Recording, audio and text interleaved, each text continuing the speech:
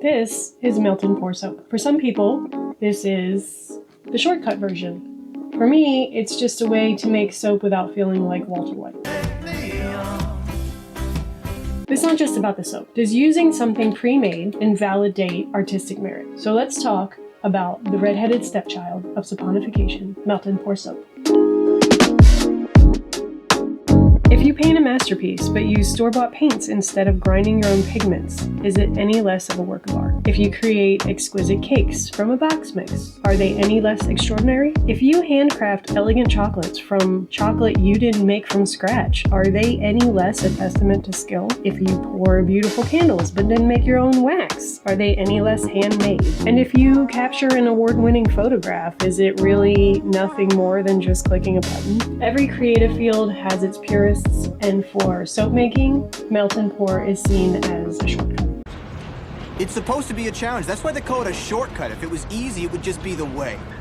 The logic goes something like this. If you didn't make the base, you're just decorating somebody else's work.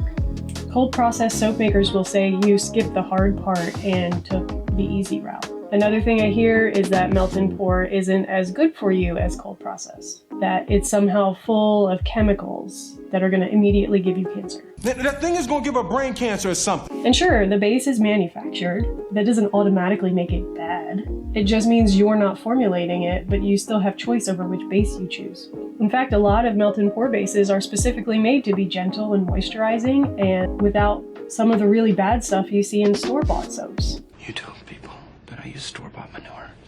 So yes, melt and pour is easier. There's no raw lye to handle, no lengthy cure times, and fewer chances for things to go wrong. That's why some soap makers quietly, or sometimes not so quietly, see it as the shortcut version. So is it considered cheating? I think it comes down to honesty.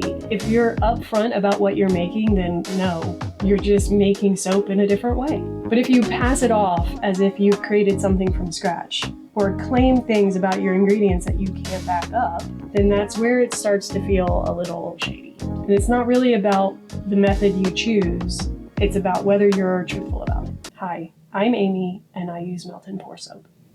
Hi, Amy. The thing is that cheating implies that there are rules.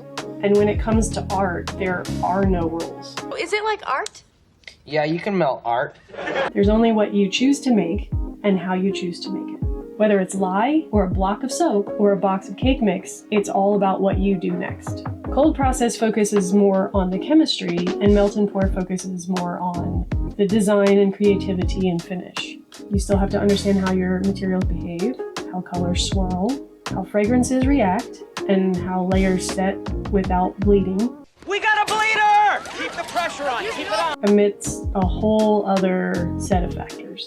Two people can start with the exact same base and end up with two completely different looking bars of soap. And that's art, and that's vision, and even a little bit of skill. I used to bake custom cakes, and never once did I make my cake from scratch. I used a box mix every time. And for me, it wasn't about being all natural or organic. It was about making something that looked as good as it tasted.